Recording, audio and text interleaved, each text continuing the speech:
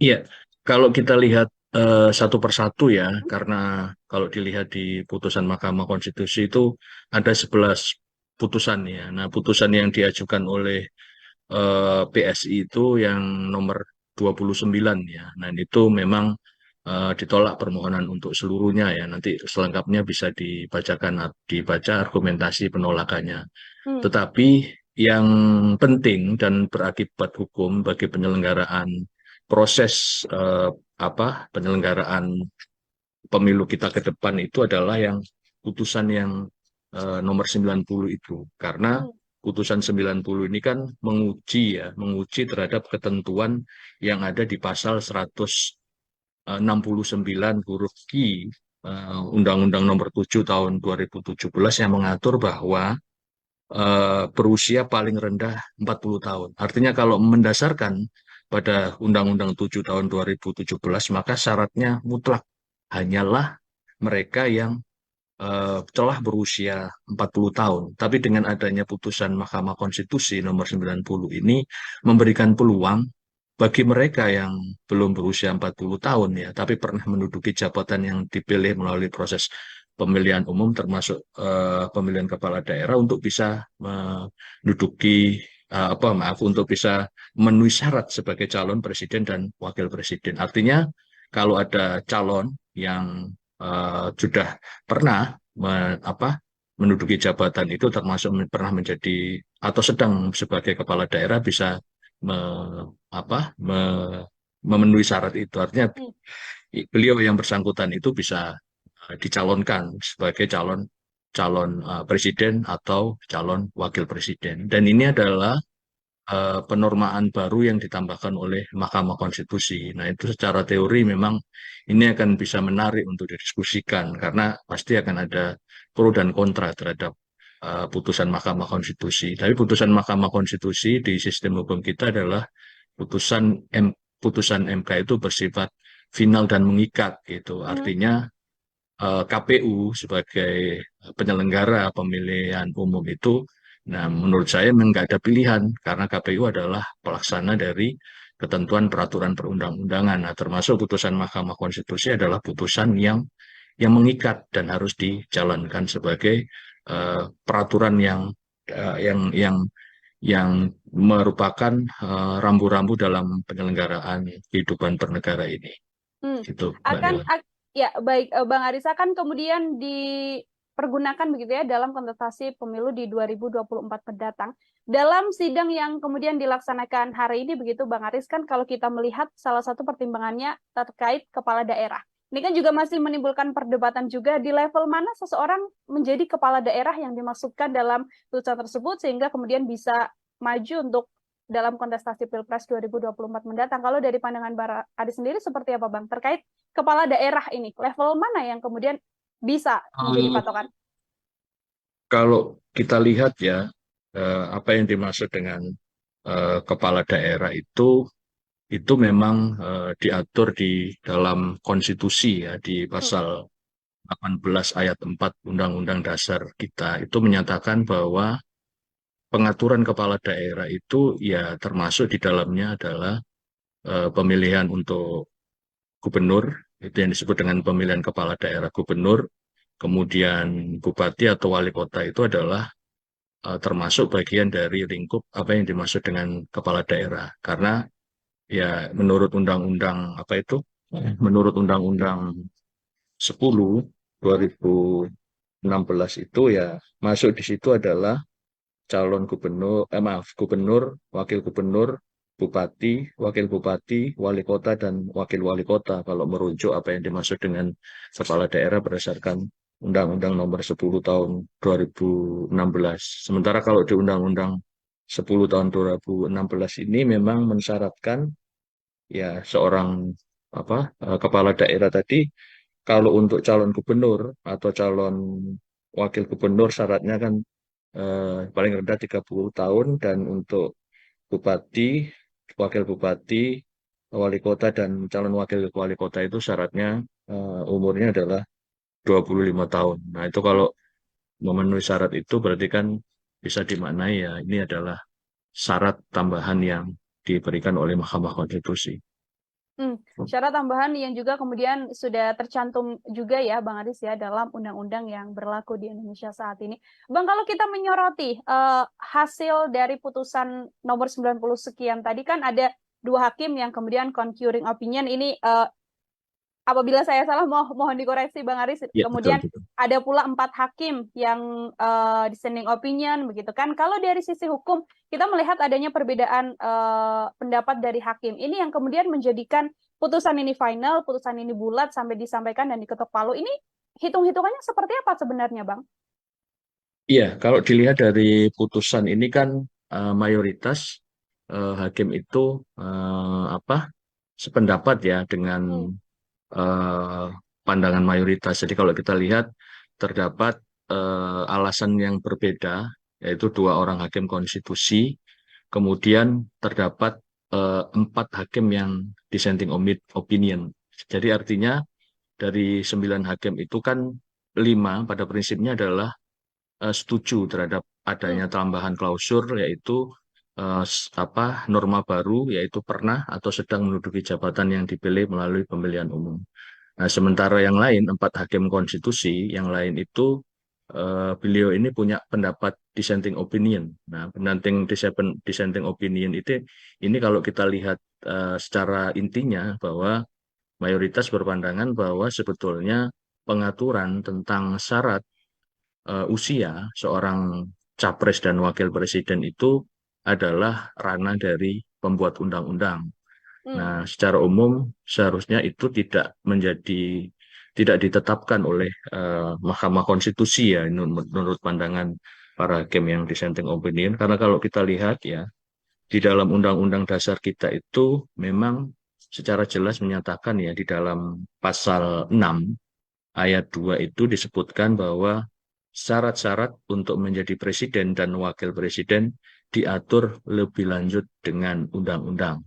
Jadi artinya pengaturan syarat itu termasuk di dalamnya adalah syarat usia itu secara normanya kalau menurut kita melihat pada undang-undang dasar kita adalah kewenangan pembuat undang-undang. Nah, siapa pembuat undang-undang itu?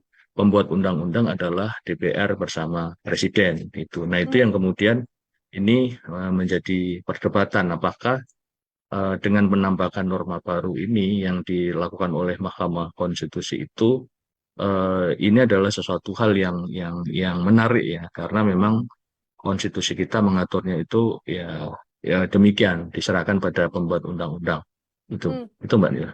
Oke, baik. Ini kan kemudian yang memutuskan adalah Mahkamah Konstitusi begitu ya. 4 pendapat atau dissenting opinion dari hakim yang menyatakan bahwa hal ini tidak dalam ranah Mahkamah Konstitusi. Kalau dari kacamata Bang Ari sendiri, apakah memang yang hari ini diputuskan oleh Mahkamah Konstitusi masuk dalam ranahnya atau sedianya upaya yang seharusnya dilakukan adalah melalui DPR, Bang Aris?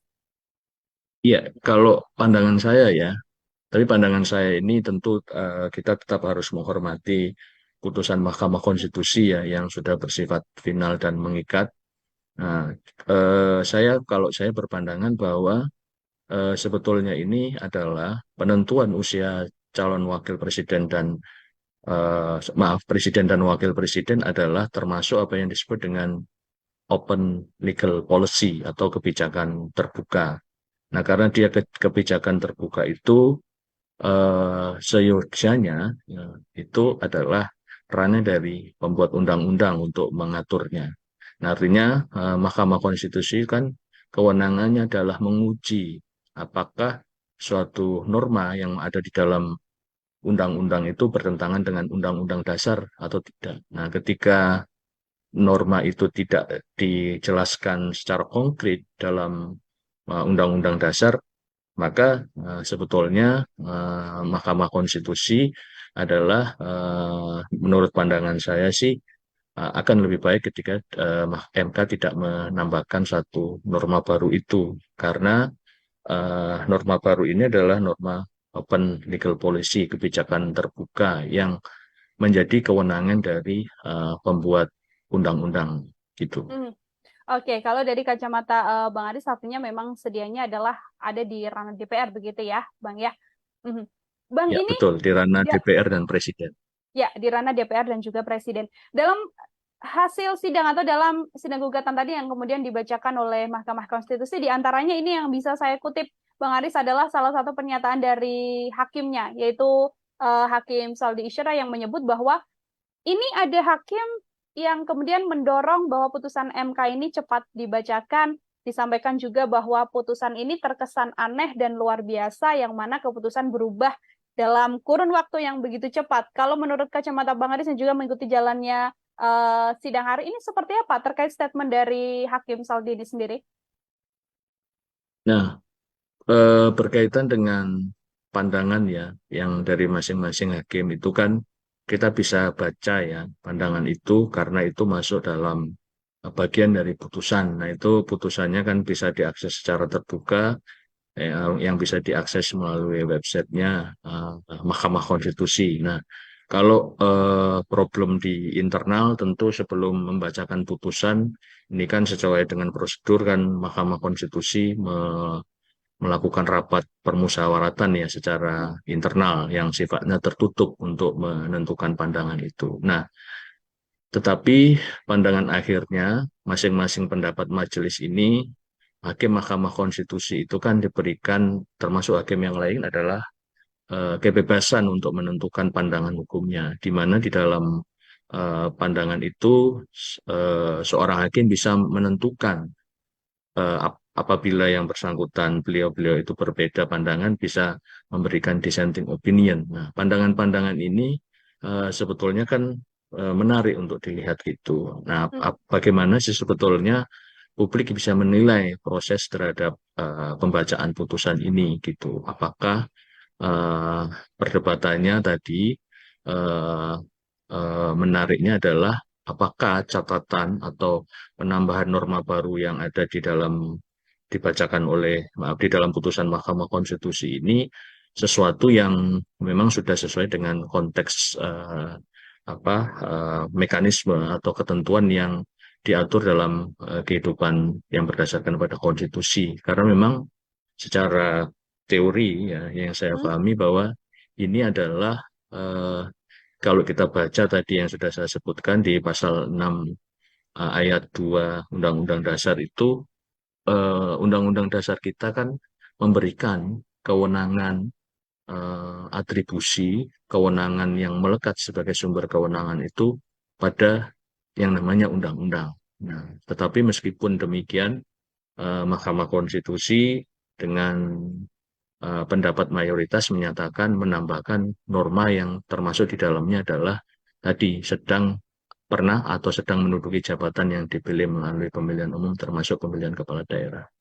Sehingga dengan ditambah dengan adanya dissenting opinion dari para hakim ya, 4 orang tadi, ini menunjukkan bahwa memang sebetulnya di dalam internal Mahkamah Konstitusi kemungkinan ya karena sifatnya sidangnya rapat permusyawaratan yang tertutup, kemungkinan waktu rapat ini sangat seru pembahasannya. Karena ya akhirnya biasanya ya dalam tahapan pengambilan keputusan itu kan dilakukan usaha untuk dilakukan musyawarah mufakat gitu kan. Artinya semua hakim diarahkan kalau memungkinkan untuk memberikan satu pandangan yang sama.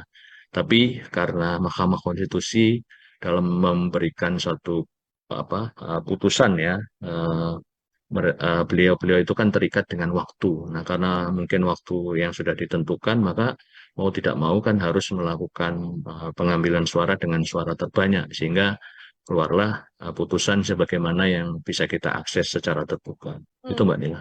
Ya, artinya memang perjalanan sidang sampai kemudian diputuskan ini kalau dari kacamata Bang Aris sudah sesuai dengan mekanisme dan sudah sesuai dengan prosedur yang memang seharusnya berlaku ya Bang ya? Ya, secara ketentuan memang tahapan-tahapan dan prosedur itu sudah diatur ya di dalam undang-undang dan peraturan di Mahkamah Konstitusi masing-masing tahapan itu yang di mana masing-masing pihak diberikan kesempatan untuk memberikan argumentasinya dan menyampaikan bukti. Kemudian masing-masing hakim itu diberikan kesempatan untuk memberikan putusan karena Mahkamah Konstitusi ini kan sebagai the guardian of the Constitution, sebagai penentu apakah ada ketentuan peraturan perundang-undangan yang bertentangan dengan undang-undang dasar atau tidak gitu. Baik, Bang Aris, ini saya juga masih mengutip statement dari Hakim Saldi Isra yang juga dissenting opinion terkait hal ini yang merasa bahwa syarat pengalaman kepala daerah ini kemudian disangkutkan dengan salah satu kepala daerah juga, yaitu Wali Kota Solo, Mas Gibran Rakabuming Raka, yang mana juga dalam statementnya mengatakan bahwa secara kasat mata permohonan nomor 90 tahun 2023 ini menggunakan pengalaman sekaligus dari Wali Kota Solo, Gibran Rakabuming Raka, sebagai acuannya. Apakah kalau dari pertimbangan hal tersebut, ini hal yang wajar untuk kemudian diputuskan di bawah 40 tahun boleh asalkan merupakan kepala daerah, atau ini kalau dari kacamata Bang Aris ada kepentingan tertentu untuk kemudian membawa nama Gibran sebagai acuan untuk keputusan sidang hari ini? Ya, kalau dilihat dari proses persidangan ya, tentu ini bisa ditafsirkan luas ya. Apakah di balik itu ada kepentingan atau tidak? Tapi kalau saya lebih condong melihat dari aspek konstitusinya ya. Kalau saya lihat dari aspek konstitusinya, menurut pandangan saya selazimnya ini adalah ruang atau yang sudah saya sebutkan tadi di awal ini adalah open legal policy ya, kebijakan terbuka. Nah, kebijakan terbuka ini akan menjadi riskan ya dalam pandangan saya kalau kemudian Mahkamah Konstitusi banyak memasukkan norma-norma baru di dalamnya itu. Karena tentu ini akan menjadi satu penilaian publik dan khawatirnya ke depan ini akan menjadi satu catatan terhadap eksistensi Mahkamah Konstitusi karena publik akan menilai apakah memang putusan Mahkamah Konstitusi ini memiliki nilai-nilai tertentu atau tidak. Tapi lagi-lagi sebagai seorang warga negara yang baik karena putusan Mahkamah Konstitusi ini adalah putusan yang konteksnya adalah final dan mengikat, maka ini adalah satu hal yang ya pilihannya adalah memang tidak ada upaya hukum lain yang bisa dilakukan. Kita sebagai warga negara ya melihat itu. Tetapi masukan saya ya sebagai seorang warga negara biasa tentu ke depan kalau kemudian Mahkamah Konstitusi akan memberikan satu norma-norma yang itu termasuk dalam konteks perluasan pengaturan yang itu adalah ranah dari ranah dari DPR dan Presiden, tentu ini akan cukup riskan ke depannya kalau itu selalu digunakan. Oke, baik. Bang Aris, dua pertanyaan terakhir dari saya ini masih menyangkut soal bagaimana putusan yang kemudian dijatuhkan oleh Mahkamah Konstitusi. Yang kita tahu dan tidak bisa dipungkiri juga bahwa Ketua Mahkamah Konstitusi, ini Pak Anwar Usman adalah dekat begitu ya dengan keluarga Presiden Jokowi, paman juga dari Gibran Rakabuming Raka, yang juga ipar dari Presiden Joko Widodo. Di awal disampaikan oleh beberapa hakim yang mana putusan awal begitu ya bisa saya sampaikan, namun kemudian ketika Anwar Usman ini tidak bergabung dalam rapat atau dalam rapat musyawarah yang pertama, kemudian hasilnya berbeda dengan ketika memang Anwar Usman ini masuk atau terlibat dalam rapat musyawarah yang dilakukan oleh hakim-hakim di Mahkamah Konstitusi. Anda melihatnya seperti apa? Ya, satu hal ya, sebagai seorang hakim itu pada prinsipnya hakim itu akan lebih bagus kalau merana melihat pada dua hal yang cukup signifikan ya. Yang pertama adalah berkaitan dengan apa yang dimaksud dengan integritas. Jadi hakim itu akan sangat dihormati oleh publik dan masyarakat percaya kalau hakim itu berpegang teguh pada prinsip integritas. Itu yang pertama. Yang kedua, bahwa hakim itu juga akan sangat luar biasa kalau selalu berpegang teguh pada prinsip imparsialitas. Jadi putusannya itu adalah satu putusan yang betul-betul independen yang didasarkan pada aspek hukum semata gitu. Sehingga orang menjadi sangat trust terhadap dunia peradilan itu. Tetapi kalau di dalamnya saya mohon maaf tidak tahu ya di dalam aspek secara teknisnya apakah tadi yang ditanyakan oleh Mbak Nila itu konteksnya seperti apa. Tapi saya menekankan pada dua prinsip tadi, yaitu imparsialitas dan integritas itu. Imparsialitas dan juga integritas dari hakim yang kemudian tidak ada kepentingan tertentu begitu ya, Bang Aris ya, untuk kemudian Betul. menghasilkan suatu putusan yang tidak juga berkepentingan untuk publik.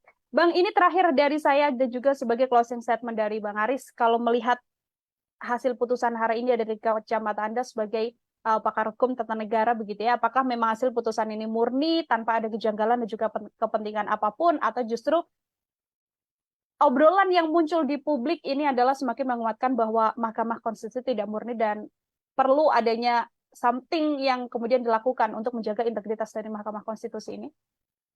Ya, kalau saya secara konteksnya ya tidak tahu karena tidak mengikuti proses di internalnya secara langsung ya. Tapi ada sesuatu hal yang menarik gitu kan. Kalau kita baca di dalam putusan yang disampaikan oleh para hakim MK, tadi yang 9 itu, saya melihatnya ada beberapa hakim yang eh, waktu membacakan dissenting opinion itu terlihat kesan ada satu sesuatu yang mau diungkapkan gitu kan. Hmm. Terlihat ketika menyampaikan dissenting itu ada semangat yang luar biasa. Itu bisa kita nilai. eh, nah, mungkin ada sesuatu di balik konteks itu. Itu Mbak Nila. Hmm. Ada sesuatu di balik konteks itu, tapi sekali lagi karena tidak tahu begitu ya, Bang Hadisnya, apa yang sebenarnya terjadi di internal rapat musyawarah, sehingga yang keluar atau yang menjadi hasil keputusan adalah keputusan final yang juga sudah tidak bisa diganggu-gugat lagi sebagai keputusan akhir dari Mahkamah Konstitusi, yang kemudian nantinya artinya ini sudah bisa berjalan untuk kemudian pemilu di 2024 mendatang, Bang Haris. Iya, kalau kita baca dari pembacaan putusan itu, Mahkamah Konstitusi tadi menyatakan bahwa ini berlaku untuk pemilu 2024 dan untuk penyelenggara Mahkamah Konstitusi menyatakan ini untuk tidak ragu menjalankan itu. Jadi Hmm. nanti secara operasional putusan Mahkamah Konstitusi ini kan setara dengan undang-undang ya, artinya tidak tinggal dijalankan nanti secara teknis, kemudian KPU sebagai penyelenggara pemilu itu melakukan perubahan terhadap PKPU yang mengatur tentang syarat seorang presiden dan wakil presiden. Jadi nanti secara teknis KPU akan melakukan perubahan menyesuaikan dengan hasil putusan MK pada hari ini.